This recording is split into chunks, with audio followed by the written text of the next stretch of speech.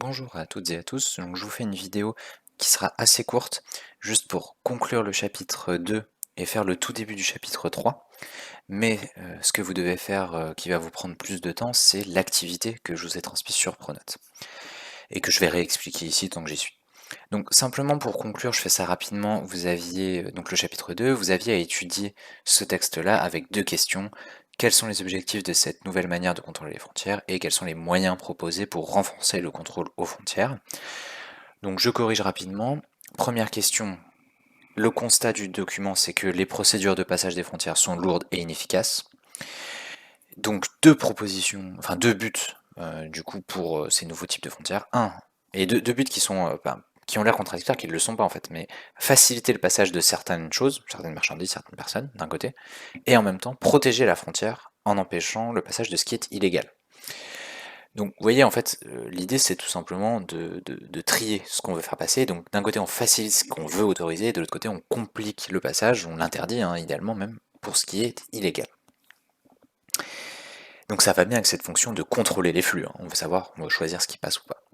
Comment on fait? Deuxième question, il y a plusieurs choses qui sont évoquées. Premièrement, l'utilisation de technologies de pointe, donc on parle de surveillance, on parle de scan et d'inspection biométrique. On veut également créer une base de données, avec les données des voyageurs.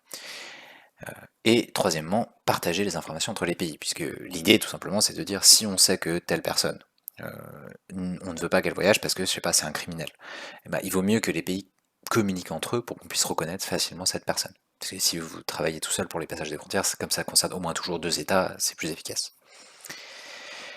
Tout ça, donc ça vous pouvez le noter en dessous de ce que vous avez noté. Tout ça, c'est le modèle qu'on appelle la frontière intelligente, c'est-à-dire une frontière équipée en haute technologie pour contrôler les flux. Donc je vous ai mis une photo de ce à quoi ça ressemble concrètement. Vous avez des différents appareils électroniques, alors une partie qu'on voit, une partie qu'on voit pas forcément, etc. Et ce qu'il faut bien noter, c'est que depuis la fin du XXe siècle, ce type de frontière se développe de plus en plus. Alors je fais juste une petite remarque sur le document. Le document est bien sûr orienté. Le but de ce document, c'est d'aider à vendre du matériel de sécurité. Donc évidemment, leur présentation, elle est pas objective dans le sens où ils présentent ce qui les arrange. C'est pas pour dire que ce qu'ils disent est faux, mais simplement c'est orienté. Donc il y aurait des choses qu'on pourrait nuancer, etc. Une phrase de conclusion sur ce chapitre, pour terminer, les différentes fonctions des frontières qu'on a vues, il faut bien que vous compreniez que c'est pas l'un ou l'autre. Une frontière, elle ne sert pas que à contrôler les flux ou que à se protéger, etc. Ça peut se combiner, et souvent c'est d'ailleurs le cas. Elles servent à plusieurs choses en même temps. Voilà pour conclure très rapidement sur le chapitre 2. Ça nous amène donc au chapitre 3, qui est les frontières en débat. Pour bien comprendre pourquoi est-ce qu'on fait ce chapitre, je vous donne un chiffre qui est en quelque sorte l'accroche du chapitre. En 2019, 20% des frontières font l'objet d'au moins un désaccord. Donc une frontière sur 5, il y a au moins un désaccord. Alors on va y revenir, les situations sont très différentes, ça peut être une guerre ouverte ou juste un désaccord, on n'est pas tout à fait d'accord mais il n'y a pas de problème. Mais en tout cas, c'est quand même assez significatif qu'une frontière sur 5 soit pas complètement acceptée par les deux États. Justement, ce que vous pouvez juste noter en dessous pour compléter, c'est que pour qu'une frontière soit reconnue, il faut que les deux États soient d'accord, ce qui n'est pas toujours le cas.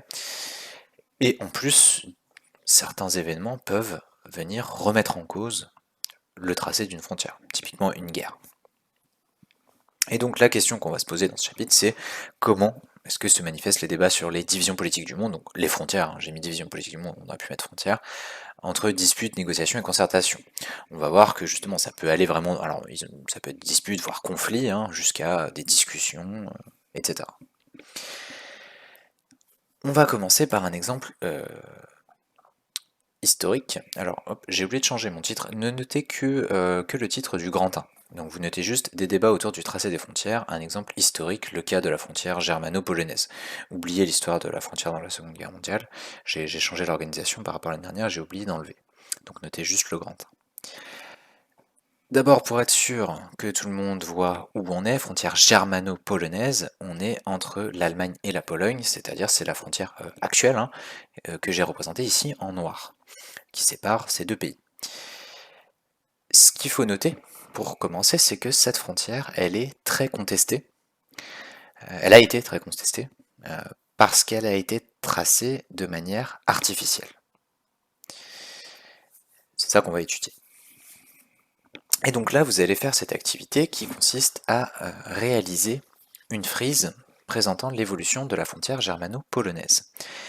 C'est l'activité que je vous ai transmise sur Pronote. Pour qu'on soit bien clair sur comment les choses vont se présenter dans votre cours, vous allez tracer une frise, comme je viens de le mettre là, qui va de 1900 à 2010.